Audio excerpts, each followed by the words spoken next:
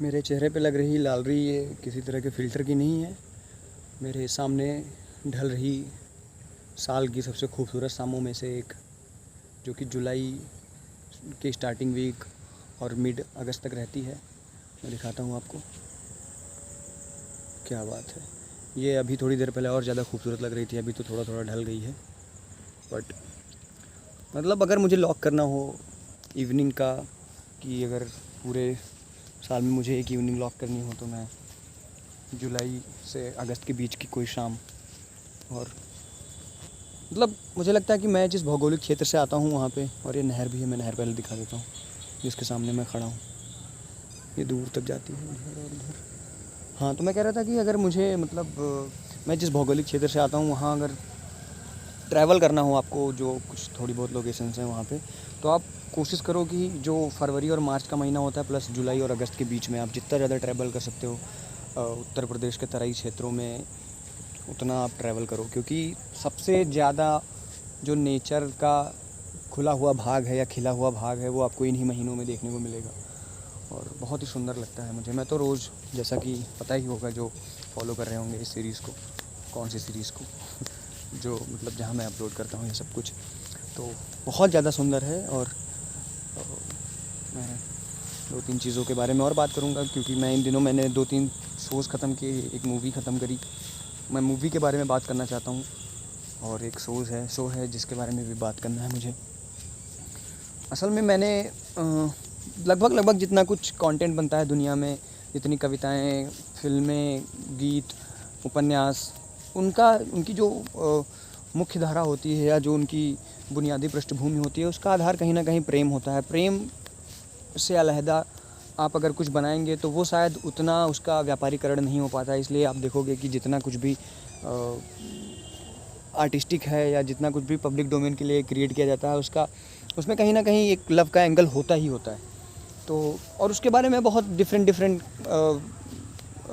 Ideas हैं, different कहानियाँ already available हैं। बट एक चीज़ जो मैंने एक शो में जिसका नाम है the boys, I am sure कि जो भी देख रहे हैं उसने सुना ही होगा कहीं ना कहीं से, वो काफ़ी ज़्यादा फेमस है।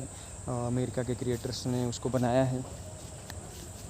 यार मैं एक बात बोलूँ, मैं जो सोचता हूँ मैं बोल नहीं पाता हूँ। मैं जो बोल जाता हूँ वो मुझे लगता है कि ये तो बहुत डम बोल गया मैं, ऐसे नहीं बोलना चाहिए इसको, और अच्छी वोकैब्स के साथ और अच्छा मैन्युफैक्चर करके सेंटेंस को थोड़ा और रीअरेंज करके बोलना चाहिए। बट मैं वो कर नहीं पा रहा हूँ, क्योंकि मैं as I already said, I am not come with full preparation, so that's why it happen.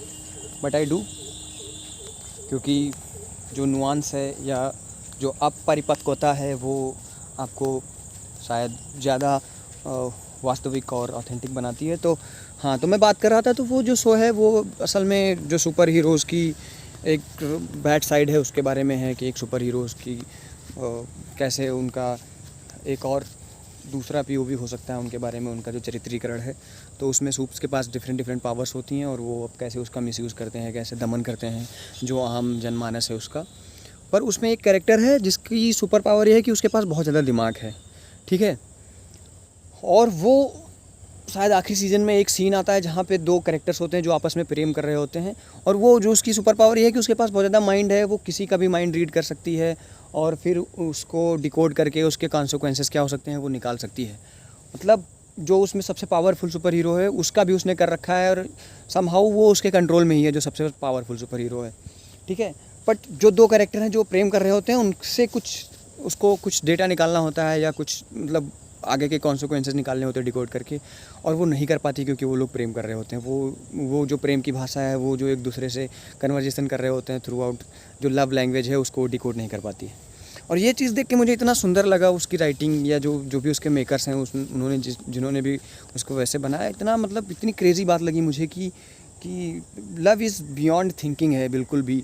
और जिन्होंने प्रेम करा है या महसूस करा है उस भाव को, वो उनको पता है कि ये कितना, क्यों आप उसको शब्दों के थ्रू या मतलब कर भी देते हैं कई बार लोग, कुछ हद तक हो भी जाता है, बट वो एक बहुत अलग ही चीज़ है भाई, वो एकदम अलग इमोशन है।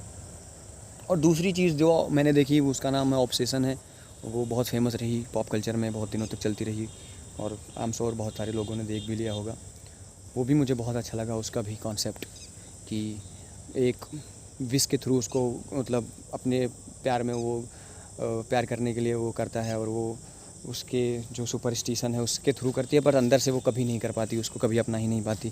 कि मतलब अगर आप जैसे शायद पता नहीं कौन सा, शायद नुसरत फ़तेह अली का गाना है, कौन सा गाना है कि दे दे कोई जान भी अगर, और दिलबर को हो ना दिलबर पे हो ना कोई असर करके ऐसा कुछ है। I don't know the real lyrics, पर वो तो यही चीज़ है, यही बातें करनी थी मुझे। और ऑब्सेशन में भी यही बारे में है कि वो कितनी बहुत सारा ट्राई करता है, बट वो उसको किसी भी रिस्पॉन्स नहीं करती हैं, और एंड में वो जो सुपरस्टिशन का सहारा लेके उसको अपने प्यार में कर लेता है, बट वो सक्सेसफुल नहीं हो पाता है। वो एक हॉरर जॉनर की मूवी है, पर मुझे भी वो मूवी बहुत अच्छी लगी, मैं रिकमेंड करूँगा उसको। कोई यूट्यूबर है यूएसए का, उसने बनाया है, बहुत कम बजट में बनाया, और वो मूवी बहुत ज़्यादा फेमस हो गई, बहुत मिलियंस में उसने उसके बॉक्स ऑफिस कलेक्शन करे। तो ठीक है, यही सब बातें थी जो मुझे करनी थी, आज मैंने कर ली। आज मेरा थोड़ा सा वो कैब का, बाकी आप देख ही रहे हैं मैं कहाँ हूँ। मैं वहीं हूँ जहाँ मैं हमेशा से होना चाहता हूँ, जहाँ सबसे ज़्यादा अच्छा लगता है। ये प्रकृति है, प्रकृति के बीच में हूँ मैं। अपने बालों के साथ कुछ और ट्राई करना चाहता हूँ, मैं बड़ा करना चाहता हूँ। बियर्ड मैंने हटा दी हैं, और शायद मेरे फेस का शेप थोड़ा बड़ा हो रहा है धीरे धीरे, क्योंकि मैं धीरे धीरे शायद मैं भी बड़ा हो रहा हूँ, तो उसी के साथ शायद वो बायोलॉजिकल प्रोसेस की वजह से मैं भी अब बड़ा होता जा रहा हूँ। कभी कभी देखता हूँ तो मुझे बड़ा होने से डर लगता है, तो एज का पता नहीं क्यों, क्योंकि मैं जिस एज में मैंने जो कुछ सोचा था वो ऐसा कुछ हो नहीं रहा है, तो शायद वो डर ज़्यादा है।